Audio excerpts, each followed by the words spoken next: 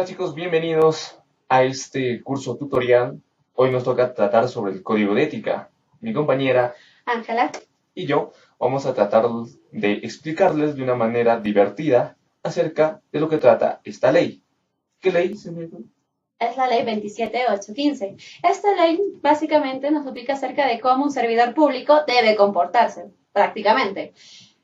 Asimismo, esta ley está basada en 4 capítulos muy importantes, en los cuales nosotros le vamos a resumir solamente en 8 principios, 6 deberes y 5 prohibiciones. Perfecto. A partir de esto, vamos a tratar de investigar un bonito, pero tenemos que saber dos cosas esenciales para entender bien la ley. Primero, ¿qué entendemos por ética? ¿Qué es la ética? Y qué es un servidor público y qué es la función pública. Entonces, primero vamos a explicar, y nuestra compañera nos va a dar una pequeña introducción sobre lo que es la ética. Muy bien, Brian, como tú lo decías, la ética es actuar honestamente, ojo, no robar para los servidores públicos, asimismo, comportarse apropiadamente y tomar decisiones correctas. Efectivamente, Ángela. A partir de esto, vemos que actuar honestamente también está considerado como uno de nuestros principios. Abarca los principios, los 8 principios ya mencionados, que vamos a tratar de investigar uno a uno a cómo avanzamos. La siguiente pregunta, pues, es entonces, Claro, con respecto a eso, la siguiente pregunta era, ¿qué es la función pública? bien, la función pública, para explicarles un poco y entrar al tema político y al tema de Estado, pues es una acción que se toma o temporalmente o permanentemente, dependiendo de lo que nosotros queramos o de nuestro contrato, es decir, ¿no? Y también, pues, esto tiene que ser remunerado, es decir, nos tienen que pagar por esa actividad. Y obviamente esa actividad tiene que estar dentro del Estado, dentro de una entidad pública, para que esto sea una función pública, valga la redundancia. Apegado a esto, también tenemos cuáles son los fines de la función pública. El primer fin, obviamente, tiene que estar apegado a servir a la nación de acuerdo a la Constitución Política del Perú y de esta manera dar un trato eficiente y eficaz para con la población, tratando de que los recursos públicos del Estado sean utilizados de una manera adecuada. Y no malgastando, en este caso, los recursos como lo hace el Congreso de la República. Es decir, ese es el caso más grande de los últimos tiempos. O actualmente, como tenemos el caso de nuestro querido presidente regional en la localidad de Pasco, aquí. Esas son faltas graves a la ética y las estaremos abordando conforme pase este video. Y algo muy interesante de todo eso, ustedes estarán preguntando quién es el encargado, en este caso, de dictar las normas que aparecen en el Código de Ética de la Función Pública. Pues, ojito, es la presidencia del Consejo de Ministros. Bien, vamos a empezar. Lo primero que nos habla en el capítulo 1 es sobre la función pública ya explicado. Pasemos al capítulo 2. El capítulo 2 nos habla sobre los principios y deberes que debería tener un funcionario público o un empleado público, toda persona que labore dentro de la administración pública. Entonces, el primer punto que vamos a tocar es el respeto. Muy bien, como tú lo decías, Brian, el respeto es algo muy fundamental para, en este caso, el servidor público. Antes de tener respeto a tu misma persona, tienes que tener respeto a, en este caso, a las leyes, a la Constitución y también a todas aquellas personas que tú brindes el servicio como un servidor público. Efectivamente, cabe resaltar también que la ética no solamente es hacia la entidad, también hacia la persona a la que tú le estás brindando ese servicio. Bien, ya sabemos que es el respeto, pasamos al siguiente principio. Ahora pasamos al siguiente principio que debe tener en cuenta un servidor público. En este caso es la probidad. Efectivamente, la probidad habla sobre la rectitud, honradez y honestidad que debe tener un funcionario público. Este debe definir que su ventaja personal o su provecho es menos importante que la ventaja social de la comunidad. Es decir, que no debo aventajarme de mi posición dentro del gobierno o aprovechándome del nivel jerárquico que tenga dentro de esta entidad pública. Claro, como tú bien lo decías, Brian, muchos, en este caso funcionarios públicos, aprovechan de su la jerarquía en la que se encuentran, para hacer de ellos lo que mejor les parezca y utilizando los bienes públicos del Estado. Exacto. Es algo también que vamos a hablar más adelante y obviamente le vamos a dar un par de ejemplos. Bien, ya sabiendo eso, vamos a hablar del siguiente principio llamado eficiencia. Claro, como tú bien dijiste, muchos servidores públicos le falta eficiencia. Hoy por hoy vemos un tema muy burocrático acerca de cómo nos brinda en este caso el servicio a nosotros como ciudadanos. Un caso claro sería los trámites que nosotros realizamos, en este caso, digamos, para hacer una empresa, que nos piden diversos tipos, y que, claro, esto tiene un lapso de más de un mes que no nos solucionan. Inclusive podría mencionar la universidad, cosa que para sacar tu bachiller no nos dan un trato eficiente, ¿no? En este caso, los servidores públicos. Pero, ¿qué es eficiencia? Nos dice que es brindar calidad en cada una de las funciones a su cargo, en este caso procurando obtener una capacitación sólida y permanente. Algo que hoy por hoy debemos aplaudir es acerca de los duplicados de DNI, ¿no? Que ya no son como antes lo hacíamos, un tema engorroso donde que teníamos que ir, en este caso, en la entidad pública, pedir tal cosa, y que nos daban de acá a una semana o una quincena, exagerando. Hoy por hoy esto lo hacemos virtualmente, que no solamente nos da 2 o 3 días máximo, y sin tener que hacer un trámite engorroso, ¿no? Efectivamente, eso es lo que tratamos de decir con respecto a la eficiencia. Ahora, también debemos tener en cuenta que para ser eficientes hay que tener una constante capacitación y eso también llega a ser parte de este principio que nosotros tenemos. Como último, como siguiente podemos hablar sobre el siguiente principio que es idoneidad.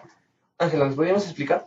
La idoneidad es una actitud técnica, tanto legal y moral, que debe tener un funcionario. En pocas palabras, es una persona profesional que sepa hacer correctamente bien en este caso, sus tareas que realiza en una entidad pública prácticamente. El siguiente principio es acerca de la lealtad y obediencia que debe tener un servidor público.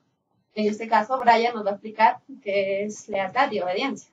Bien, este es un tema que debemos ver bien todos los funcionarios públicos.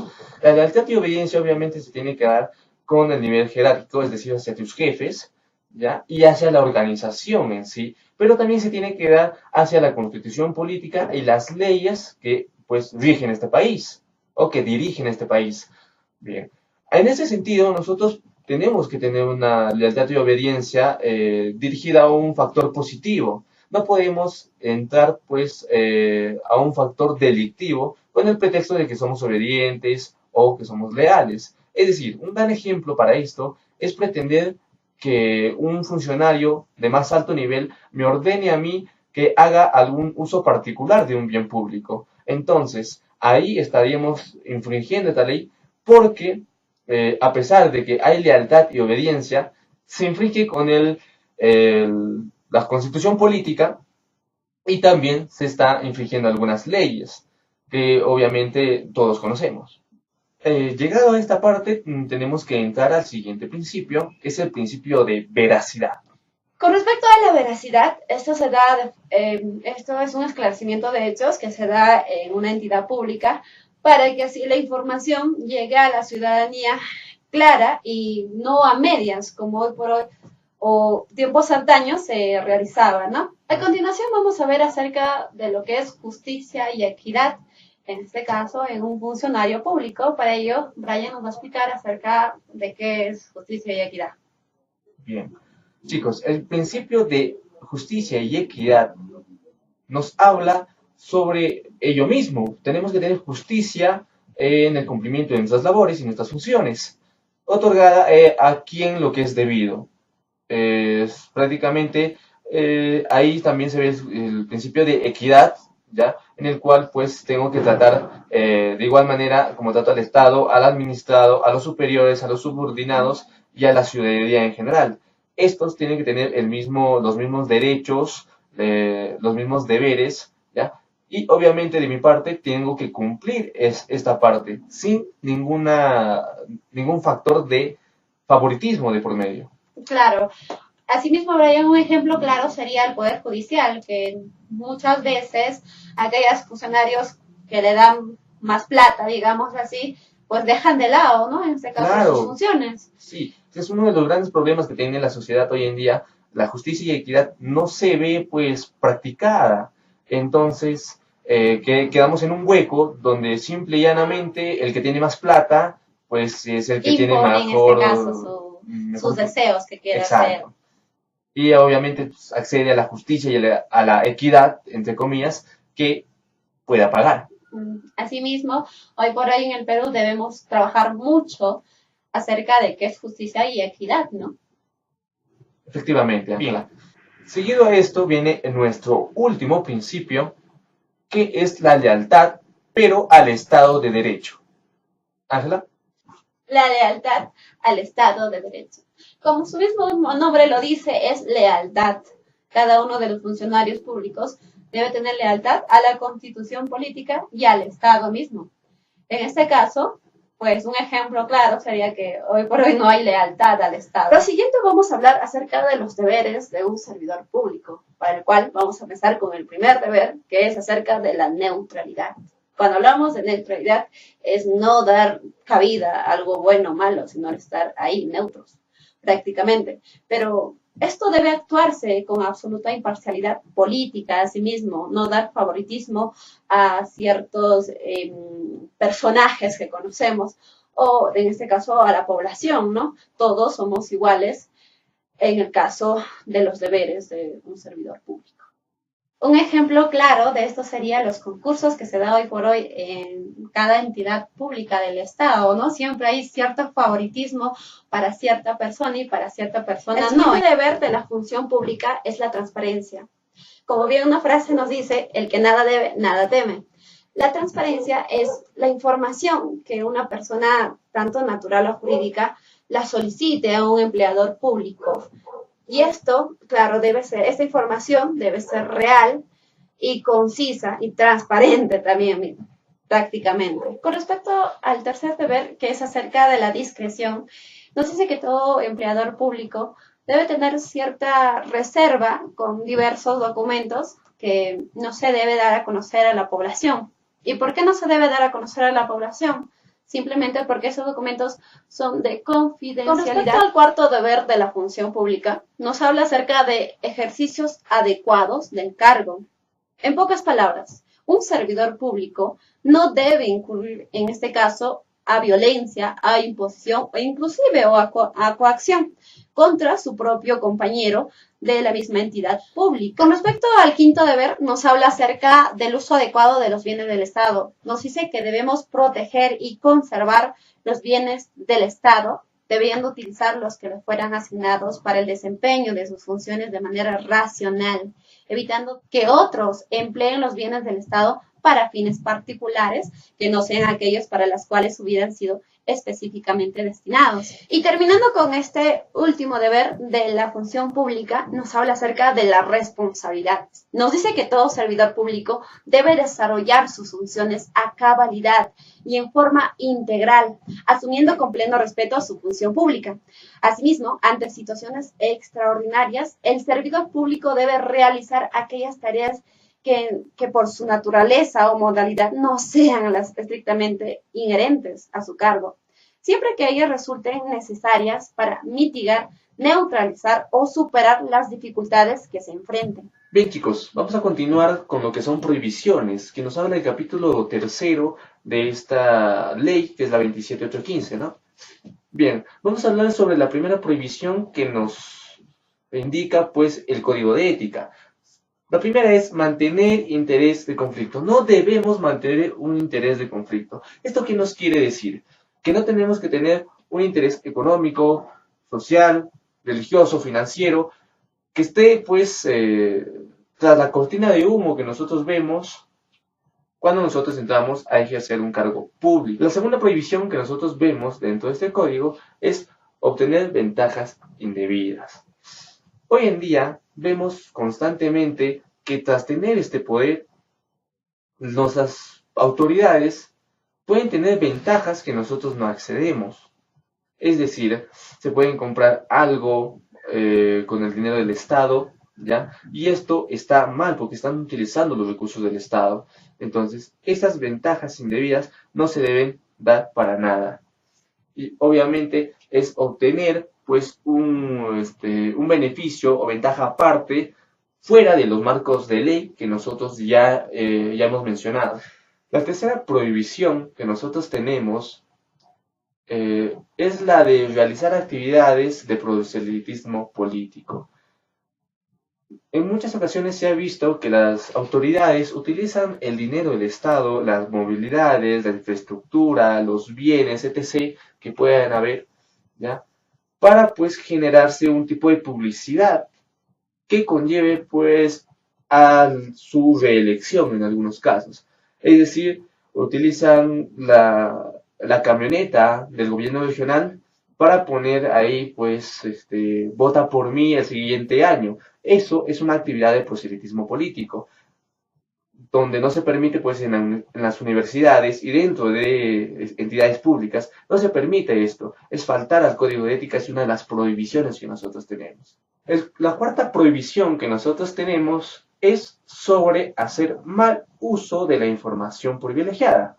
Es decir, a nosotros como funcionarios públicos, ¿ya? Si en caso yo estuviera trabajando en una entidad pública, se me daría cierta información que no necesariamente tengo que dársela cuando me soliciten, porque podría ser, no sé, un plan estratégico, un plan operativo, algunos documentos que me ameritan estar bajo llave, y obviamente esos documentos no los puedo dar a personas no autorizadas.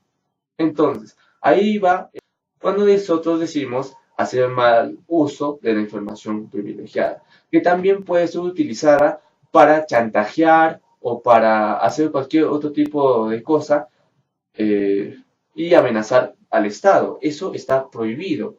La prohibición número quinta y última de este documento nos habla lo siguiente: presionar, amenazar y o acosar. Estos tres términos nos dirigen hacia un mal ambiente dentro de nuestra área de trabajo. Por lo tanto, está prohibido. Ahora, el presionar a un trabajador que esté por debajo de tu nivel jerárquico, ¿ya? Es antiético para el código de ética. También amenazarlo, y esto se puede dar pues en algunos casos, por decir, una persona sabe algo, ¿ya? Respecto a la municipalidad, y entonces el alcalde le dice que si lo cuenta, lo va a despedir. Esa amenaza es obviamente una violación al código de ética, y el acoso, tanto en tema jerárquico como en acoso sexual, que se da muchas veces en las entidades públicas, está altamente prohibido de acuerdo a este documento. Bueno, ya sabemos todo lo que son los principios, los deberes y las prohibiciones. Ahora tocaremos lo que son las sanciones, todo lo que puede pasar si no cumplimos las leyes del código de ética. La transgresión de los principios, los deberes, obligaciones y prohibiciones genera responsabilidad, pasible de sanción de acuerdo a la ley, que puede ser una amonestación, suspensión, multa de hasta 12 UITs, resolución contractual y destitución o despido. Además, podemos agregar que si se incumplen con estas normas, se estará prohibido trabajar con el Estado durante 10 años, lo que significa que se estará en una especie de lista negra por parte del Estado que nos prohibirá poder ejercer algún cargo público durante todo este tiempo. Todo servidor público que tenga conocimiento de cualquier acto contrario a lo normado en el presente Código de Ética tiene la obligación de informar a la Comisión Permanente del Proceso Administrativo Disciplinario de la entidad afectada o al órgano que haga sus veces para la conducción del respectivo proceso bajo responsabilidad. Las entidades públicas aplicarán este procedimiento contando con opinión jurídica previa, la correspondiente sanción, de acuerdo al reglamento de la presente ley, al decreto legislativo número 270 y su reglamento cuando corresponda a sus normas internas. Para terminar, hemos llegado a las siguientes conclusiones. Las políticas públicas pueden pretender enfrentar a un problema muy sentido en la sociedad, como lo que es el caso de la falta de ética. Sin embargo, la ejecución o implementación de la misma puede o no tener éxito por diferentes factores.